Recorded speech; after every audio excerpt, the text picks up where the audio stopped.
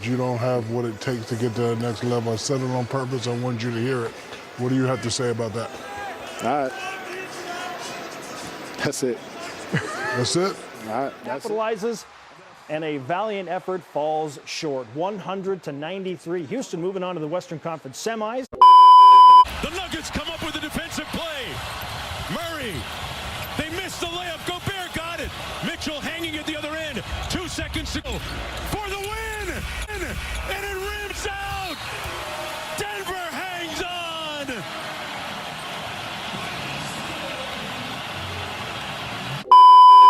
Court. Bogdanovich, ball fake. Bogdanovich misses on a three ball, and it's over. For the first time since 2011, when the Mavericks won the title. Yo,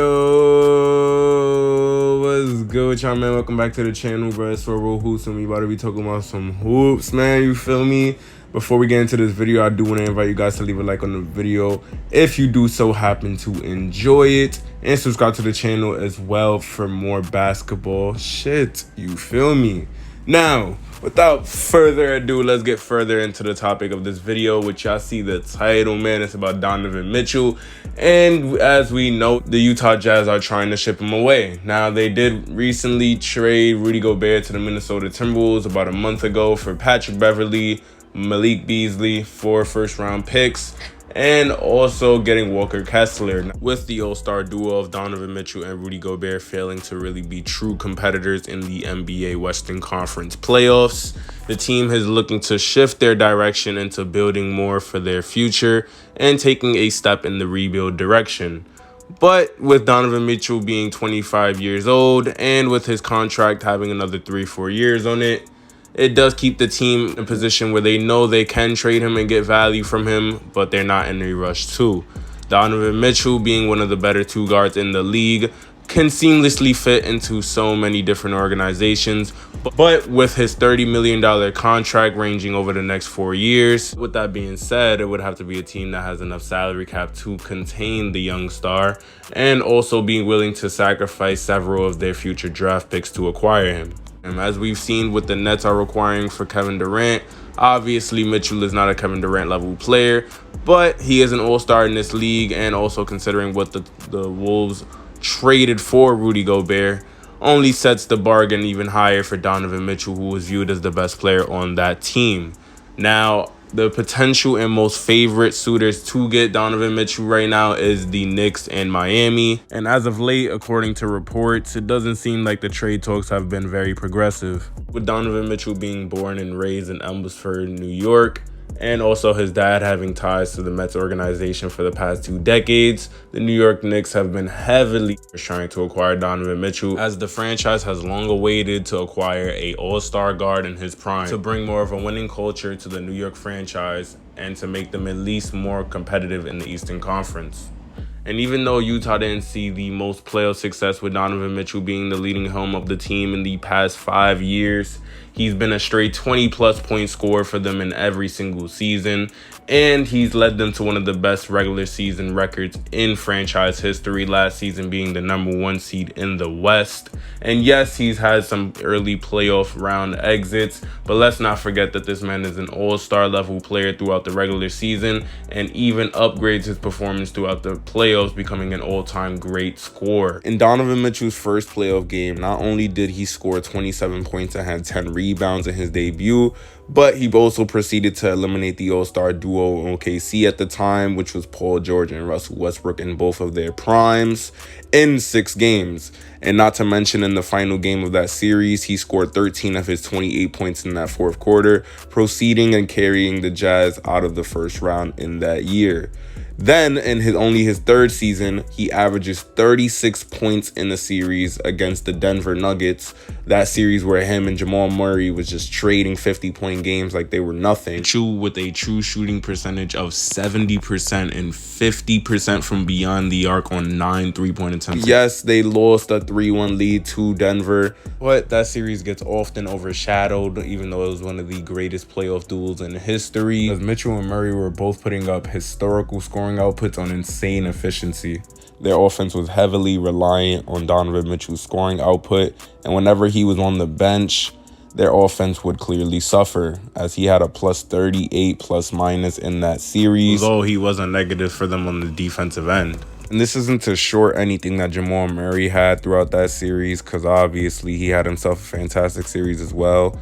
But god damn, Mitchell really had 30 plus points in 5 of the 7 games that series. Despite his inconsistencies on the defensive end, given his size, he really does give niggas buckets, let's be real, man. 3-time All-Star, dunk contest champion. He's expanding his range from deep, taking more attempts, yet maintaining his efficiency, and is slowly becoming one of the deadliest pull-up three-point shooters in the pick and roll in the NBA. Alongside the fact that he's become a craftier finisher around the basket, improving his efficiency to a career-high percentage this past season. And although the man's all-around game isn't truly carved out just yet, he's only 25 and he's one of the best scorers in today's league. Not to mention that he's an exceptional 3-level scorer.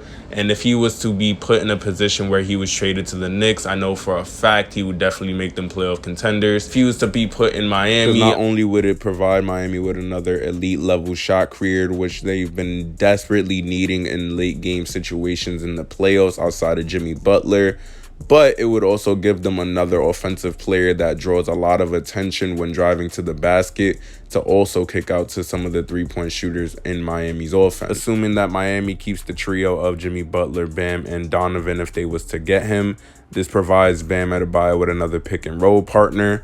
And even they can get some creative sets going where it's Jimmy Butler and Donovan Mitchell in a 2-man game. Now, on the defensive end, as we know, Miami is one of the better defensive teams in the league and has been that way for the past couple of years. Not only is it their discipline to the approach of the floor, but it's also their versatility in their defensive sets. Miami is a very switch-heavy team, which means that it can lead to mixed matches at times, but they are also very spontaneous in the zones that they run. They can go from running a man-to-man defense to also busting out a 3-2 zone or a box-and-1, and they are heavy on limiting perimeter shots. Miami is also aggressive on their traps when it comes to guards who love to play within the pick and roll. They are very sharp on their rotations when it comes to weak side coverages, and they are quick to double any bigger players who try to take advantage of them in the low post. And though Donovan Mitchell's size would lead to some mixed match problems on a switch-heavy defense, I do believe that his 6'10 wingspan and his active feet on that side of the floor, especially in a disciplined structure like Miami, you will witness a more motivated Donovan Mitchell on that side of the floor. And assuming if this trade were to happen, that Tyler Hero and Duncan Robinson would be the 2 players that would be most likely going, it's not like Miami is losing key defensive rotational pieces in their lineup. Though Miami would need a 3rd team involved and they would lose some size in some of their lineups if this trade were to happen, I do believe that Donovan Mitchell and Miami Heat's defensive system would be an average or to at least a slightly above average defender. And as we know, those 2 teams are always the 2 teams that are very famous in the trade rumor mills when there's a star available. But those are the 2 franchises who have the most to offer in a supposed Donovan Mitchell trade. The Knicks, they're saying that the Jazz are asking for about like 6 first-round picks.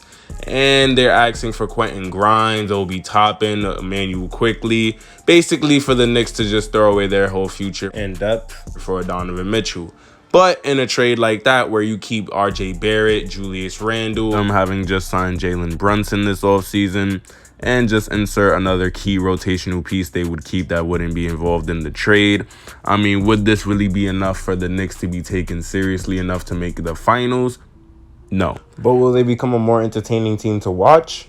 Maybe. A motivated Julius Randle, a Jalen Brunson with an offense where he has more of the reins in it, assuming that he would be the primary playmaker for them. And RJ Barrett, who is heading into his 4th season, I believe, and just another year better. I mean, that definitely does scream playoff team in my eyes, of course. We do know about 2 years ago, the Knicks were a top 5 defense and known for being one of the worst offensives. Now, this previous season, we did see some puffing and pouting from Julius Randle and an offense that was heavily reliant on him as well. Now that he will be sharing some of the lion's share of the offense with Donovan Mitchell and Jalen Brunson, who is a left-hand bucket as well. Shout out to my brother for getting that contract and getting paid.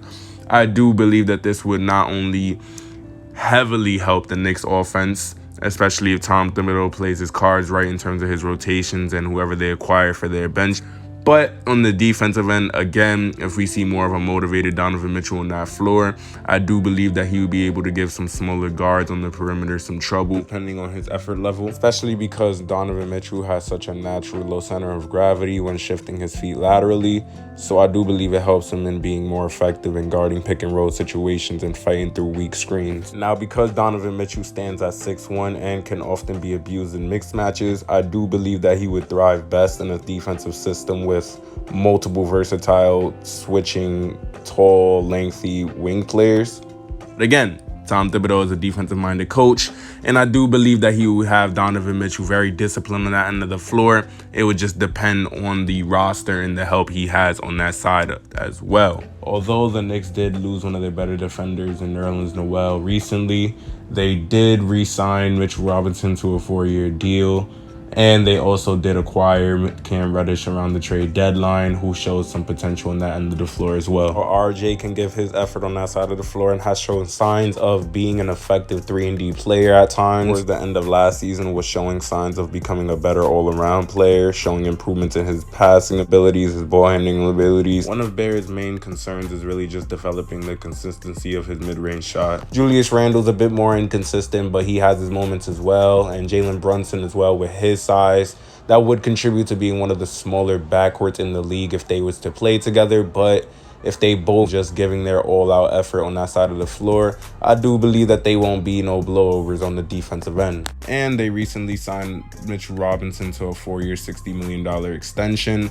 And even though he isn't a Rudy Gobert, Mitch Robinson is definitely a great rim protector and will be able to help erase certain mistakes or blow-bys that the Knicks defenders on the perimeter may struggle with. Two underrated teams that I believe should definitely apply more pressure in the Donovan Mitchell trade, I would say, should be OKC and the Toronto Raptors. I say OKC because they have a whole young player for fiasco going on over there. Hella assets to trade for in said scenario with all the picks they accumulated over the years, with a young all-star caliber player and Shai Gilgeous-Alexander, and their recent pick in the draft with Chet Holmgren and Josh Giddey being another year better.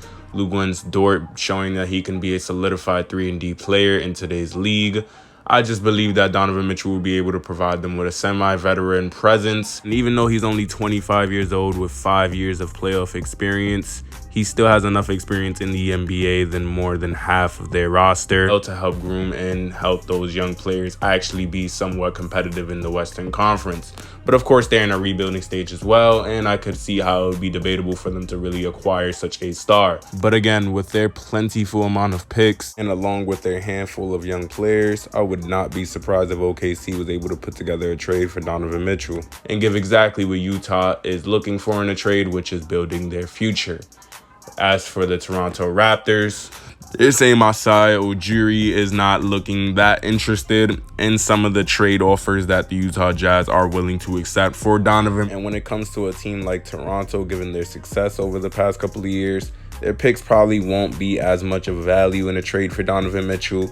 And not to mention, even though they have a very deep roster, they're not as desperate for a talent such as Donovan Mitchell, because you'd have to assume to acquire him, they're going to be probably having to give up either Siakam or Fred VanVleet, who I don't think the organization is ready to part ways with yet. And the talent drop-off isn't that significant in between those three players as well. And even though Donovan Mitchell's ceiling is higher than two of those players, they contribute more on the defensive end than Donovan Mitchell. On the other hand, Donovan Mitchell does have that potential to provide Toronto with that superstar presence that they've been awaiting on since Kawhi won them a championship. And with Toronto having a similar win-now mind state as teams like the Clippers or Miami, I do believe this is a team-first organization, and Donovan Mitchell won't just go there averaging 30 points. Of course, he'll fit into that system where it's, very swing offense, getting others involved. He'll probably go from averaging 26 to 27 points to probably 23, 24, depending on the roster they have left after trading for him. Who knows? But with that being said, that is the end of this video. If you guys enjoyed, like I said earlier on in the video, leave a like down below and subscribe to the channel. If you're new, we get litty in this section, you feel me? And yeah, man, y'all be easy, bro.